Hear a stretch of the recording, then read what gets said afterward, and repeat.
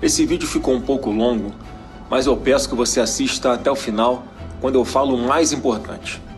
O que todos viram nesse 11 de setembro brasileiro foi uma covardia vergonhosa contra um homem honesto, inocente, que foi vítima de uma união oportunista de pessoas que não estavam defendendo a Constituição e muito menos a democracia, mas estavam defendendo sim aniquilar alguém que eles enxergam como uma ameaça aos interesses deles, alguém que nunca descumpriu uma única decisão do STF, alguém que foi perseguido ao longo dos 4 anos como presidente da República de uma forma implacável, alguém que nunca fez um ato sequer fora da Constituição. O que a gente assistiu foi um ataque às torres gêmeas do Congresso, que tem se apequenado nos últimos anos ante o progressivo e antidemocrático avanço de Alexandre de Moraes contra as liberdades, contra as prerrogativas parlamentares e contra quem mais ele quiser perseguir. A maioria dos ministros da primeira turma do STF não conseguia esconder a felicidade e a alegria de estarem condenando Bolsonaro, fazendo piadas, um sarcasmo desprezível, reclamando que tinham perdido o jogo do Corinthians.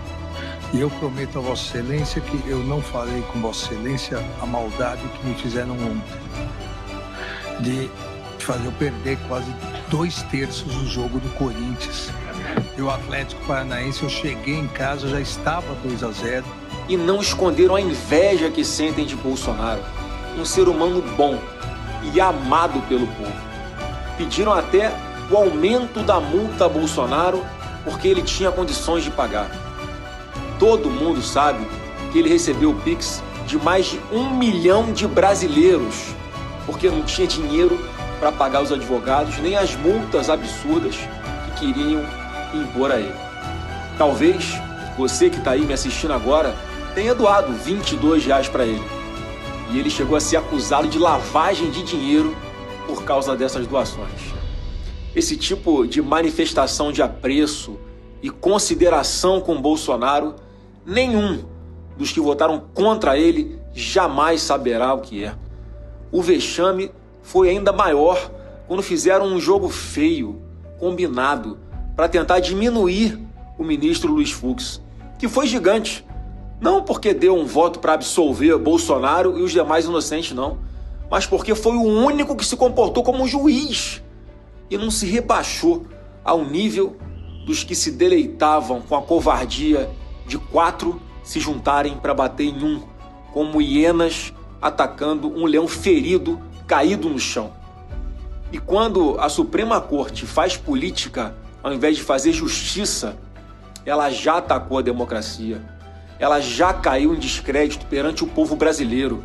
Eles próprios não respeitaram a instituição a que pertencem, não se dão ao respeito e querem exigir respeito dos outros. Quem não se revolta quando dão 27 anos de prisão para um inocente por absolutamente nada e deixam solto gente que roubou bilhões, seja da Petrobras, seja dos aposentados do INSS?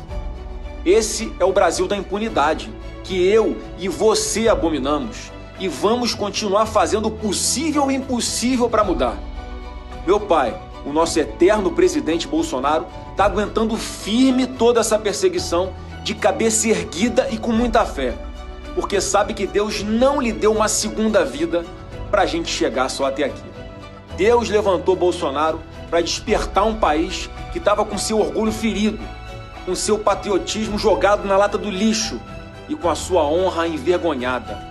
Um país em que a imprensa tem medo de publicar denúncias contra Alexandre de Moraes, em que parlamentares não podem falar o que pensam com medo de serem presos, e um povo que não pode postar livremente as suas opiniões nas redes sociais por medo de terem as suas contas bloqueadas, já está escravizado e ainda não percebeu.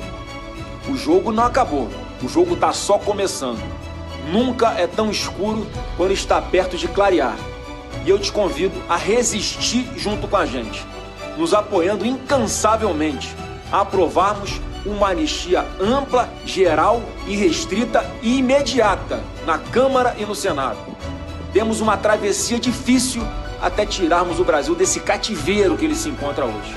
Mas com Deus no comando, a gente vai resgatar a nossa pátria. O bolsonarismo não foi derrotado. Ele está só em fase de crescimento. Ainda terão que ouvir muito falar de Bolsonaro por um longo tempo. Quem coloca uma armadilha para os outros acaba caindo nela. Quem rola uma pedra será esmagado por ela. Os homens aprontam um cavalo para a batalha, mas quem dá vitória é Deus, o Senhor.